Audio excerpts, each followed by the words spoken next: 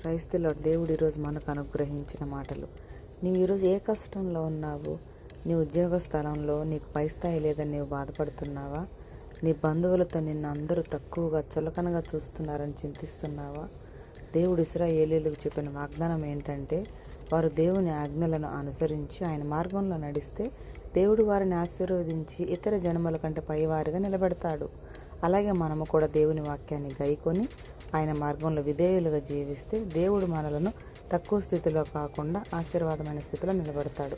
కష్టాలు వచ్చిన దేవుని మార్గం విడిచిపెట్టకుండా ఉంటే ఆయన తన కృపతో మనలను పైకి ఎత్తి గౌరవపరుస్తాడనే విశ్వాసంతో మనం జీవించాలి. ప్రభువుకి నీవు లేవబడి ఆయనకి ఇష్టానుసారంగా నీవు జీవిస్తే నిన్ను అన్నింట్లోని పైవాడిగానే ప్రభువు ఉంచుతాడు. ఆమేన్.